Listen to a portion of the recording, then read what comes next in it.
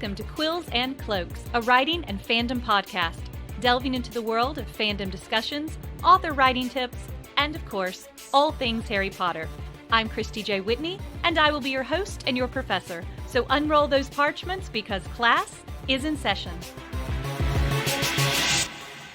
Welcome to episode 7 of Quills and Cloaks, and I've got a very special guest today to help me chat about all things, including voice acting, cosplay, and of course, Harry Potter. So I'm joined today by Madison Brunoehler, who is a versatile voice talent with a large variety of highly developed, diverse characters of various ages. She is the star and creator of the YouTube channel Maddie to the Max, which features impressions and recreations of animated films, and she started performing at a very young age. She has many years of improvisation experience along with hosting talk shows, reviews, and her YouTube channel. She's worked with artists around the world and in film, television, has been on voiceover panels at conventions, been a guest speaker at universities, the guest on radio shows, and featured on Disney XD. And Madison is also currently playing the role of Narcissa Malfoy in the radio play The Great Wizarding War, which is a sequel to the hit Harry Potter fan film, Severus Snape and the Marauders. And we are definitely going to be talking about this a bit later in the podcast. But first, I would like to say welcome, and I'm so excited to have you on the podcast. I am so excited to be here. Thank you so much for having me.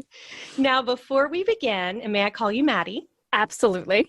All right, Maddie, before we begin, I always like to find out some background information about my fellow Harry Potter fans. Of course. So what is your Harry Potter Hogwarts house, and what is your favorite book or film in the series, if you have one? I am a diehard Hufflepuff. I will go down with the Hufflepuff ship. I will get on that soapbox, and I will defend my Hufflepuffs. I'm a proud Hufflepuff for so many different reasons. I like cookies. Yes. All the good cookies. My favorite book, I think, is the 7th one. I really love the 19 Years Later. That always makes me cry. And when I finished reading it for the first time, I went back and I reread just that chapter right after finishing it because it just brought me to tears. I wrote a little poem about it. Yeah, so that moment I love in the 7th book for sure. Oh, yeah, definitely. And as a proud Slytherin, I'm very excited to have a Hufflepuff because all Slytherins need their Hufflepuff. They need their puffs. We need our puff buddies. We need our Slither pals. We do. So Yeah, I am fortunate to have my two best friends are also Hufflepuffs, and they always have my back. So, yes. Go It's like having this awesome crew of awesome people to go into battle with one another for different reasons. The Hufflepuffs will make it friendly until you hurt somebody, and then they will defend you, and the Slytherins will just straight up know all the battle tactics. They're a dangerous combination. They are. How have they not taken over the world yet? This is true. Future plans. That's awesome. Well, before we get into some questions and chats, I just wanted to share with my listeners briefly how I kind of put 2 and 2 together that I knew who you were when I saw you in The Great Wizarding War. So I started doing TikTok about 2.5 years ago as a way of just kind of developing my readership because I write young adult fiction. And then I also cosplay. So I've been cosplaying for about 12 years. And I thought, okay, that would be a great combo. And so when I started, I was currently doing Professor Snape at conventions. And I was doing some duets and doing other things with Harry Potter. And I remember thinking, oh, this is a really great Narcissa Malfoy cosplay on TikTok. Yeah. And then fast forward a little while later, and I was watching the first part of The Great Wizarding War on YouTube when they were doing the interrogations of different characters. And it was cool. I was watching, the people I'd seen on the film. And then there was Narcissa. And I kept thinking, I have seen her before. She's really familiar. And that outfit is really familiar. And then I put 2 and 2 together. That's Maddie to the Max on TikTok. Yeah, because I think for the longest time, one of my most popular videos was that duet that I did with you. It was of Narcissa reacting to, what's inside Severus Snape's head? And it was Narcissa being like, oh my, that's so strange. And for the longest time, that was my most popular video.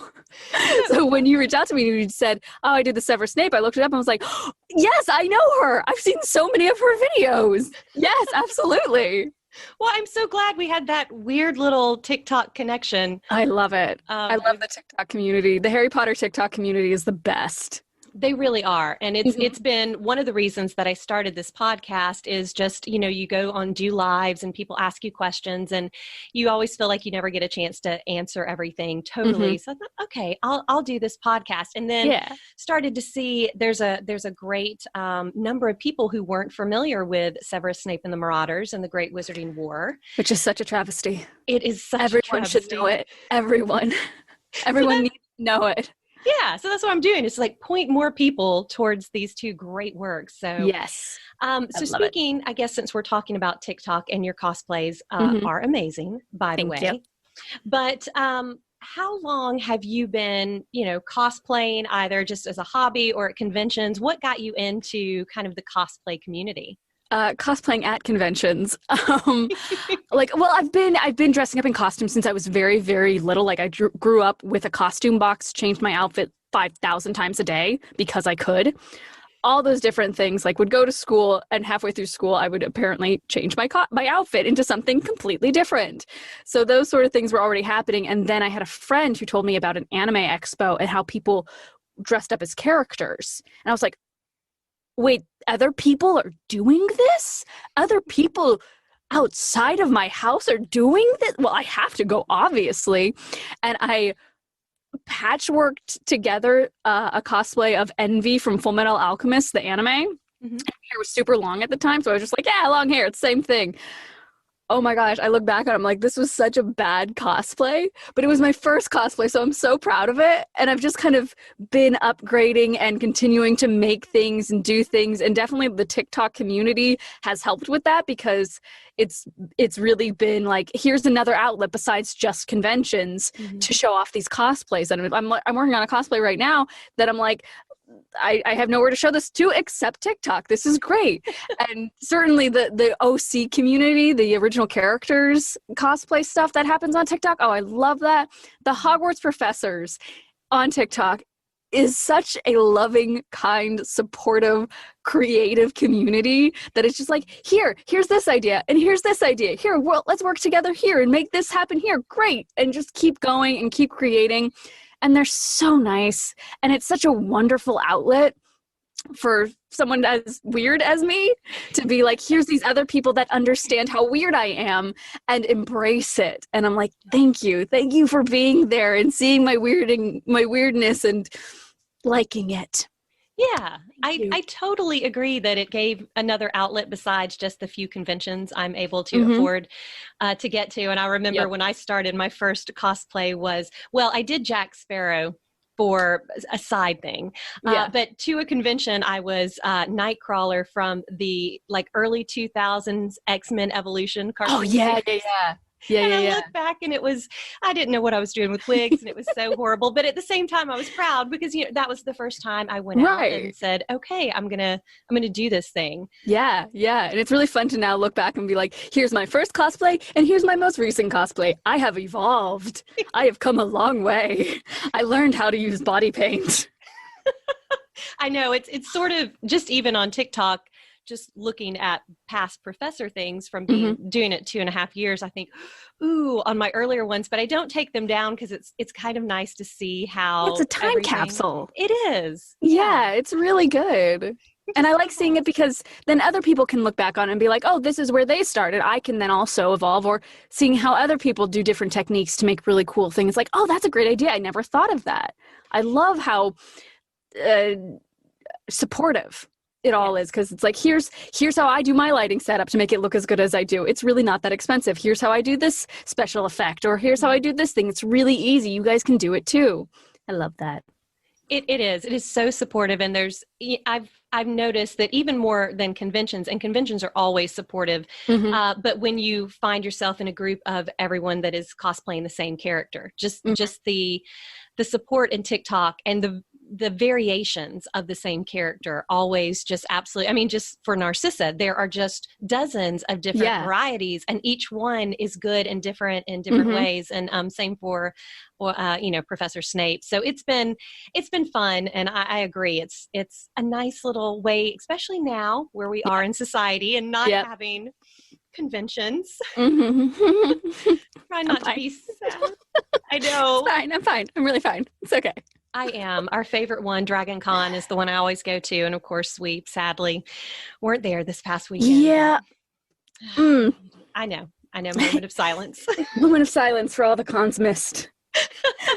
Alrighty. Yes. Well, moving on, because I am very curious. I want to hear a little bit about your career and how you got started in voice acting. I was listening to some of your demo reels and really enjoying the variety of voices. So why did you choose a career in voice acting, and how did that sort of come to be?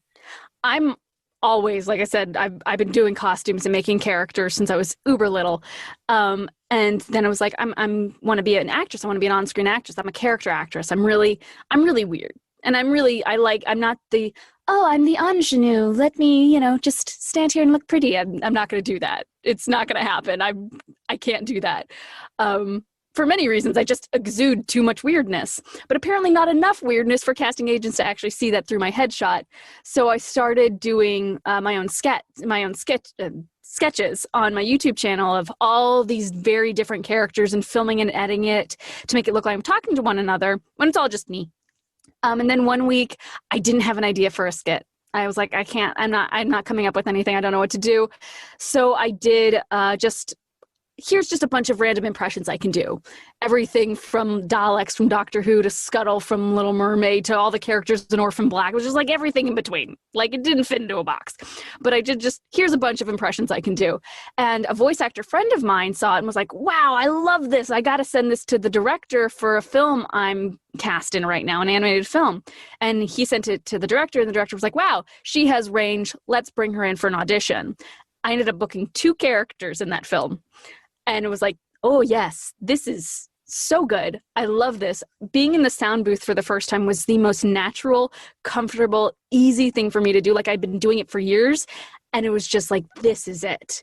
This is what I want to do. So I slowly transitioned away from on screen and put more of my focus into voice acting and character development and stretching my range and figuring out all the different sounds. Because I could do very different characters. Like those are the fun ones, but those aren't the ones that you necessarily get paid for a whole bunch. You get paid a lot more for, thank you for calling Toyota. Please hold for the next available representative. Like you get paid a lot more for those, and I needed to find that voice, my commercial voice. So finding, and then booking a whole bunch of different video games. I've done a whole bunch of video games. Video games are so much fun. I love it. I love working on Wizarding more and having the ability to just turn around and be a completely different character. I love it. That's an awesome answer. Thank you. So what then would you probably consider the most challenging part of voice acting as a career?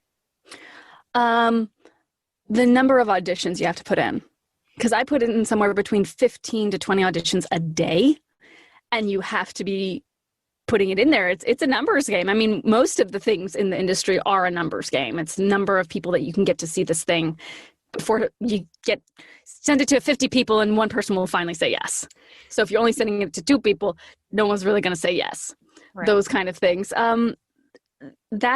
Just constantly upgrading your equipment. Because when you start voice acting, you start with what you have. Sometimes that's just the microphone on your phone.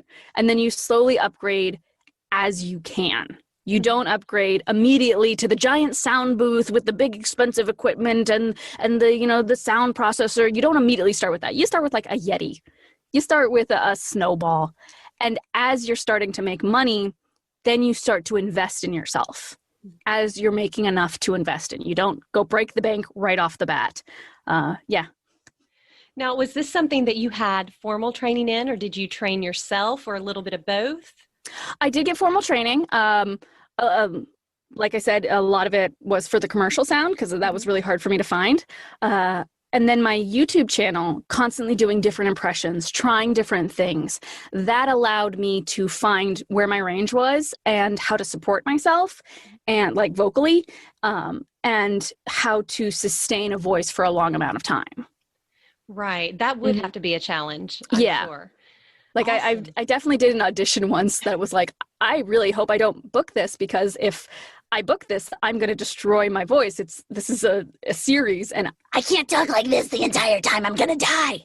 and knowing that you can't do that for long periods of time. So don't even put it out there. Right. Or if you're going to do that, find a way to support it better. Right. And I've always been intrigued by the vocal acting because I have a theater background. Mm-hmm. And so you're used to, constantly overdoing over. And then when I switched to doing some things, voice acting, that was a very difficult shift for me. I'm still working on bringing things down, the nuances. So I always respect people that have especially that commercial voice. A lot of people think that that's just an easy thing to do. Oh, it's so not easy. It's so not easy. And there's so many different variations of it. They want you to be selling something, but don't sound like you're selling something. Friendly girl next door, like you're talking to a friend, but definitely know that this is an important thing. And you got to find that string to tightrope walk across. Right. That's just always fascinating to me. So speaking then of commercial and then animation and all that, do you have any projects that you either just wrapped up or currently working on, or perhaps for the future? I know we're in sort of a weird time right now. I mean, I have a couple of projects that I actually did recorded a session earlier today, some of which I can't really talk about because NDAs and all that. But I did just wrap recording for a video game that's like a hidden puzzle video game, which was really fun. And let's see, what else did I just do? Oh, I just did a pilot for a Netflix animated series, which I hope it gets picked up. It's such a fun fantasy thing. I can't go into too much detail. No, I understand. Totally. Yeah. Awesome. So tell me a little bit about your YouTube channel, because I sort of came in the back door kind of discovering who you were via, TikTok and then Wizarding War, and then I've gone backwards. So yeah. So how long have you been doing the YouTube channel? And I think you said you have hundreds of videos now, right? Yeah, like something over 350. Wow. Yeah. So this was a lot to just sort of grow your wings. And also, what else was the kind of the inspiration behind all of this? A lot of it was just I'm a character actress. Here's what I do. This is me. Take it or leave it. I once had an agent. I did not sign with this agent, but they were like, she has too many silly characters and costumes. I'm like, yes, that is me. That is who I am. I wrote it on my arm. I wanted to get it tattooed. I have silly characters and costumes. Take it or leave it. And it was a way to showcase everything that I am. That's why it's called Maddie to the max, because it's me to the max, to every bit of who I am and what I do. And it's a training way for me, trying new techniques, trying different voices, trying different costumes and ways to approach something, like doing the live action Finding Nemo. I'd never done that before, and finding ways to react to myself when I'm not actually there, but I have to do it in post. It's just a fun way to try different things. I love that. And I love that you embrace the weird. That's one of my big mantras. It's who you are, who I am. And I love that. I absolutely love it. I try to embrace it more. I feel like in past years, I haven't been embracing it as much. I'm like, no, I need to get back to my weirdness. I liked my weirdness. My weirdness was good. My weirdness made me happy. More weird. Yeah. And I'm a little further down the journey than you. And when I was younger, I mean, it's still kind of like that, or it was, that it wasn't cool as a female to be weird and to be just, over the top and into weird stuff. And just, I was the same. I didn't like the ingenue characters. I wanted to be the character actor all the time. Did you find that growing up yourself, or was that just kind of freely accepted and you didn't have any issues with it? Well, like I said, my parents, they gave me a costume box and said, here, have fun. And here's a craft closet. You want to make stuff? Go make stuff. Have fun. They were very, very open to whatever I wanted to create, and very, very supportive of that. And I love that they gave me that freedom to figure out what I am and who I am and what I want to do and create and make. And I love that. I love having that freedom. So just... I forgot what your question was. I'm so sorry. No, that was good. I was just, saying I kind of had to push a lot of the, I guess I would call the weirdness down, especially when I was in high school, because it was just, I was the drama kid and that part of it was okay. But I was also into Dungeons and Dragons and I read fantasy novels and, you know, so the only people I knew that did that were guys at the time. And so I had a lot of guy friends and, you know, and then I would downplay the weird when I was with my girlfriends. But now it's a great time to be alive as a geek. I think because I was homeschooled for most of my life. So it was just, here's your interest, go chase it. The few times that I was in a public school environment, it was definitely a hide who you are, don't show them what you are, or they will make fun of you for literally the dumbest things. Yep. How dare you do homework during lunchtime? You're a freak. I agree. I totally agree.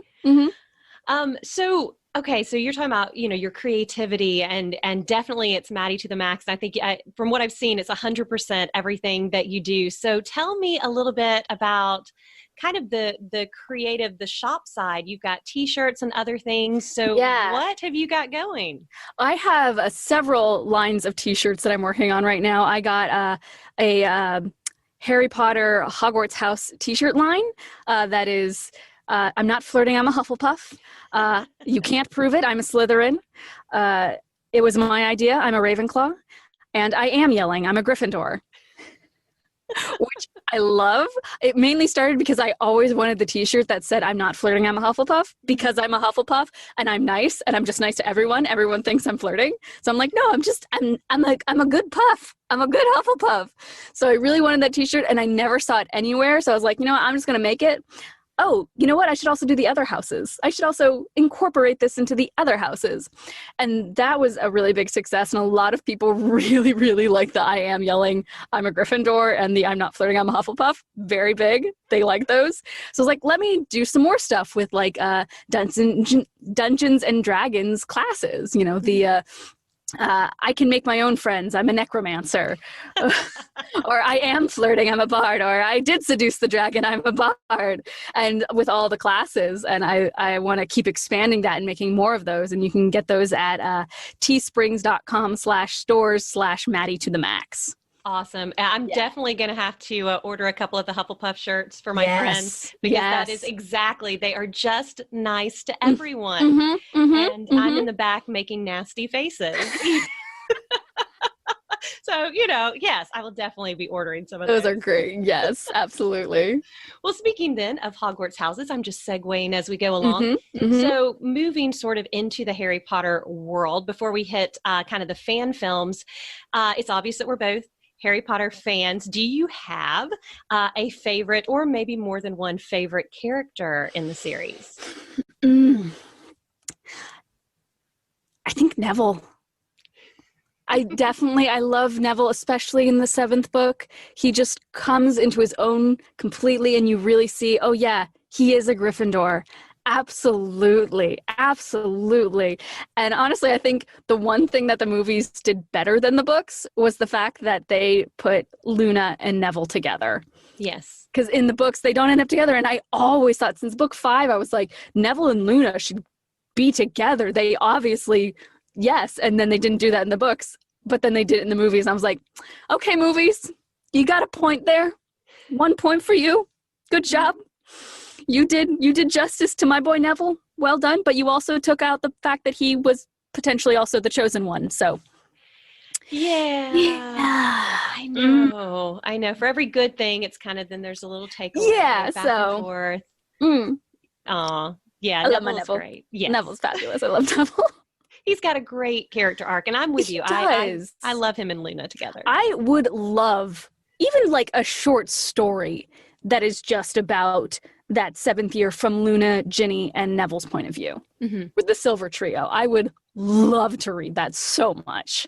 I think a lot of people would. That is just intriguing. I always love the sidekick type characters who come into their own.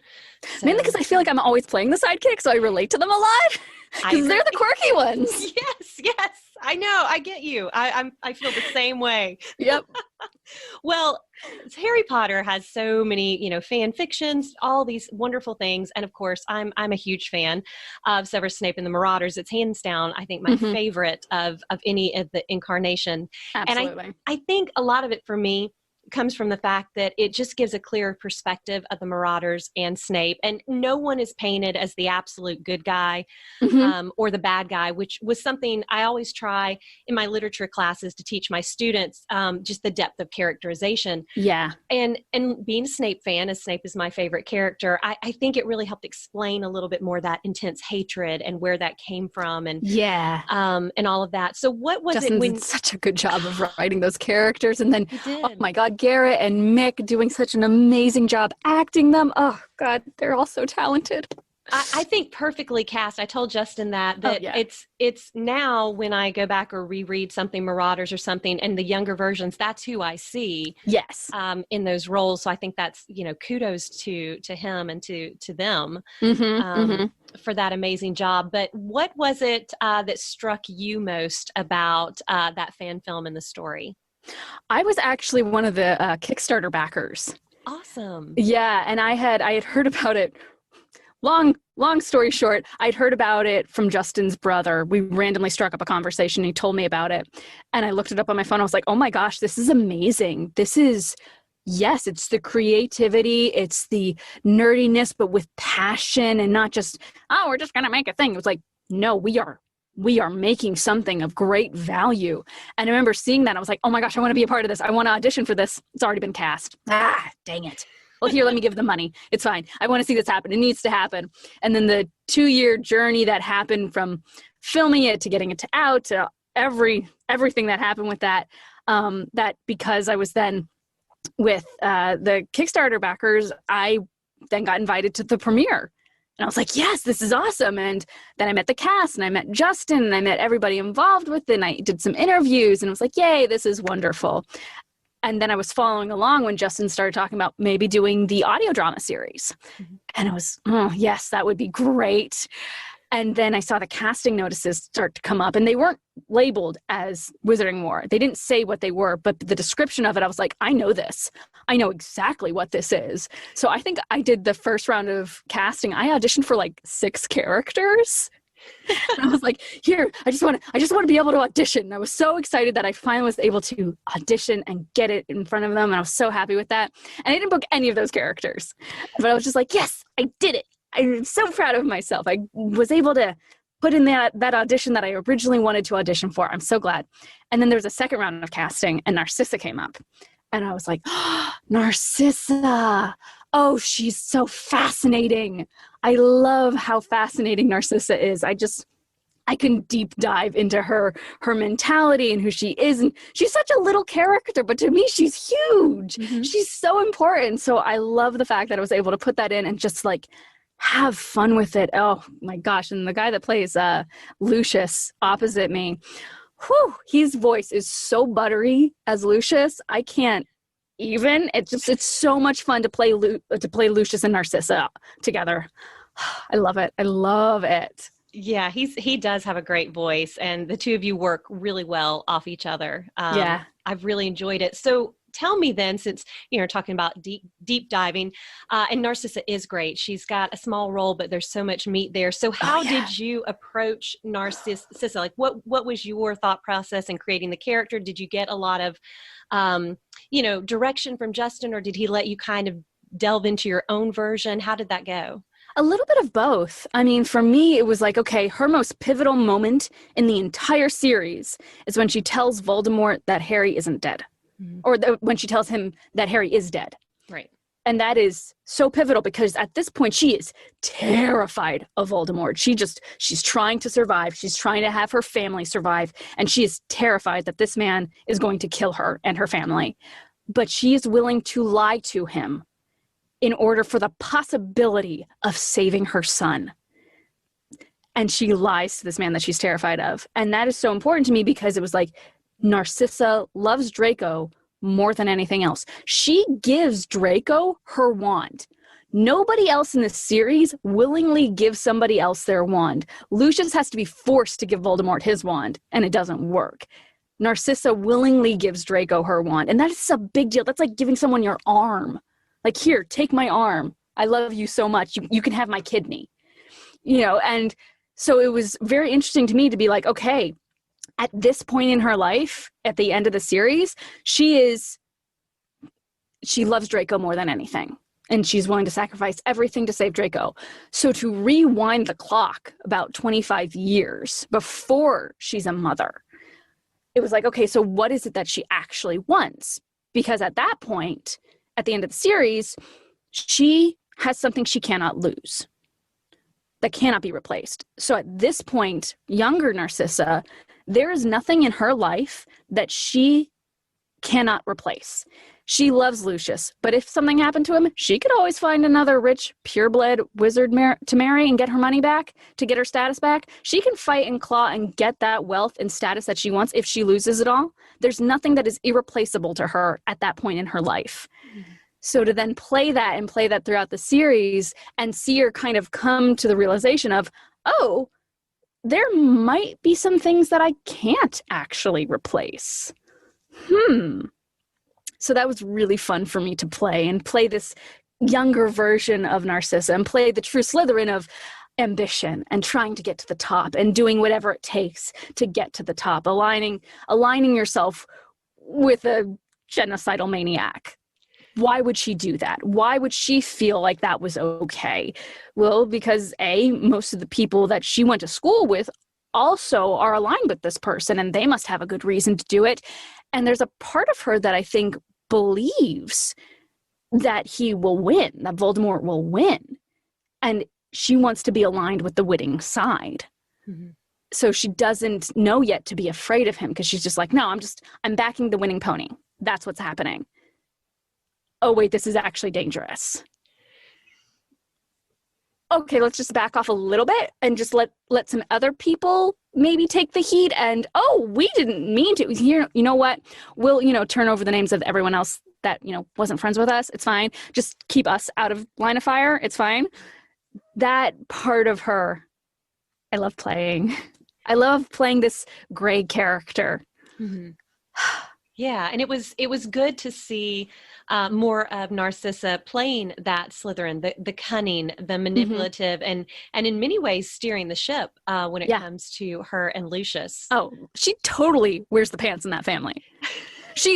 Lucius thinks he does, but he don't. Yeah, he don't. It is Narcissa all the way. Yeah, that's been fascinating, which leads me to, and these are just opinion questions, but I'm just curious, on your view, why do you think Narcissa maybe did not officially become a Death Eater? Because I don't think we have any record that she actually was officially one. She wasn't. I mean, I think for her husband became one, her sister became one, and her son became one, which she never did. Mm-hmm. And I think for her, at that point in her life, she's not publicly aligned with Voldemort. They don't publicly know that she's aligned with him, and she's just secretly betting on the winning horse. So having a tattoo on her arm saying, I'm with this person, might have been a little telling for her. So, you know what? She's married to Lucius. Her sister is second in command. Mm-hmm. I am obviously aligned with this. I don't need to get ink on my arm. How dare you? I thought it was really kind of, I don't know, clever for her to be one that didn't, like, she was trying to leave her options open if she needed to separate from that for some whatever reason. Yeah. I was always fascinated by that. Yeah. So I would think that when Draco did get the Death Eater tattoo, it was probably very scary for her. Yes. Because that's when she goes to Snape and is like, if he can't do this, I need you to do it for him. I can't lose my son. Mm-hmm. He just got his first gang tattoo. Help!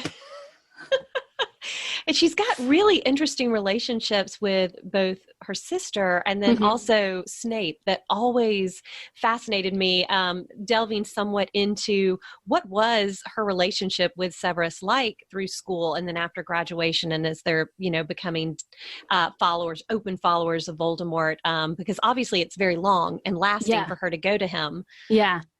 I would always think that Snape and Lucius, they hung out a lot, and Bellatrix hung out with Snape a lot. And so by and large, she was around Snape a lot too. They didn't actively go head to head. Like I think Lucius and Bellatrix and Snape went head to head, but she was around him. She saw how clever he was. She saw how good he was at the dark arts, how good he was at potions. She saw that he had great potential. And so of all the people that she could have possibly gone to kill Voldemort instead of her son, or to kill Dumbledore instead of Draco having to do it, she chose Snape when her sister's the known killer. Right.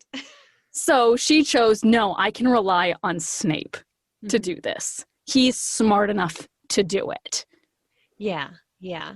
She's so, I think, underrated as far as her crafty intelligence, which I like to see in Wizarding War that come out. So for your version of playing Narcissa, how did you find that right voice? Because again, with the audio drama, it's all about the voice and the sound effects. So did you have a certain kind of, I don't know, procedure that you went through with your own head to come up with her voice? Well, I always saw her as, she's very elegant, because in the book she's described as having long platinum blonde hair, as most of the Malfoys do. They all have long platinum blonde hair. So I always saw her as this very tall, elegant, regal creature. So when she walks into a room, she walks in like a queen. She kind of glides in when she's in her element, when she's not terrified for her life. She was always very much poised and proper and very calming and very nice to talk to. She doesn't have to raise her voice to get her point across. She can just gently nudge you in the right direction without being evil, but still being very nice and very welcoming and calming. Exactly. Yeah. And she was able to definitely kind of play that side while Lucius went off and I guess worked with the Death Eaters, which is nice. And I would think that she probably had to be the most calming effect of all her sisters. And you got young Bellatrix, who's was probably very much a handful. And then you got Nymphadora. Was that? No. Tonks's mom. Andromeda. You got Andromeda, who totally black sheep of the family, was probably also a little bit of a handful to deal with, and so she probably had to be the calming one, the one that let people do what they wanted to do without getting her in too much trouble, while still being the peacekeeper, while still being able to be in charge. It was probably a lot of juggling act in the Black family. Oh yeah. I definitely think so. Well, I love the way that you are currently playing her. And so walk me through what it's like to go in for a filming day. How many days or times have you gone into film? I think Justin said he plays a lot of things close to the vest, and also they're still working their way through. So I don't know how much ahead of time, but what is kind of a typical recording session like for you? Well, Justin has done something wonderful, which is he gets most of the actors in the room recording at the same time, which is such a luxury. It's so nice when that happens, but he really works hard to make sure that everyone in the scene usually happening in that scene is in the same studio space, and we're recording off of each other and playing off of each other, which is part of why it's so great to have the Lucius scenes, is because he's right there in the room and we're reading off of each other. So we have this big space, and usually the last recording session we did, it was mainly the Death Eaters. It was like, that was all we were recording that day was just the Death Eater scenes. So you got Mick, you got Voldemort, you got everybody there. You got Anna doing Bellatrix, and everybody's in the room playing these intense bickering scenes with all the Death Eaters going, no, we should do this, and no, we should do that, and blah, blah, blah. And Narcissa's just like, Lucius, don't die. So that was the last recording session. But the time before that, we had, it was like a 50-50 split of Death Eater scenes, but also Order scenes, but also Ministry scenes. So it's really fun when you get to go in and there's just like, oh, we need an elevator voice. I'm like, I'll play the elevator. I volunteer as tribute. So apparently a lot of you did multiple voices, right? Yeah. Okay. I love it. That's fun. And get to stretch your acting wings, I guess, a little bit. Awesome. Yeah, it's just, and that comes with the know your range. Know that if it's like, oh, you're doing this voice, but you sound too similar to this one, can you change it? Just being able to go, I can go from this to, I can go to this now. I don't know what else to do. And you can change those, and you can easily play. And Justin's a great director. He's really good at getting the most out of the scene, so you can really hear it. So much fun. Well, I can tell that all of you are having fun while you're recording. It comes across as you sit there and listen to it, the immense joy, because I think this is really, he was saying it's just a work of heart, and just you guys are doing it because you just really are, loving it and passionate about it. And that really, really is coming out. And so we're getting close to time to wrap up, but I did want to make sure I hit a few more things. So you do have the shop, which you told us about, but if people want to follow your work, in any of those realms, where are places that people can go on social media or whereabouts? The best places are YouTube, Maddie to the Max, MADI, the number 2, the Max. I'm also that on TikTok, which a lot of Hogwarts professors, Harry Potter stuff related there. And Instagram is also a good way to do that. You can also check out my website, MadisonBrunoehler.com. It's BRUNOEHLER. And that's really where I showcase a lot of my voice acting and can be hired to do voice acting. Awesome. And last thing for Wizarding War, do you have any thoughts on where you think it might go? Or are you just kind of quietly waiting to see? Well, I do already know because I've read all the scripts. Okay. So I do kind of know, and I can't really say. Of course. Well, 3 more, I think, right? 3 more left in the series? Yeah. Yep. Okay, so if you have not, listeners, if you have not checked that out, first watch Severus Snape and the Marauders on YouTube. And then immediately binge watch every episode of the audio drama. Absolutely. It is well worth it.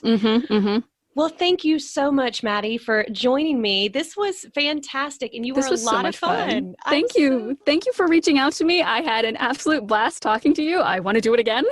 Oh, we will definitely do it again. Don't you worry. So thank you guys for listening. This is episode 7 of Quills and Cloaks. So clean out your cauldrons and stack up your books because class is dismissed.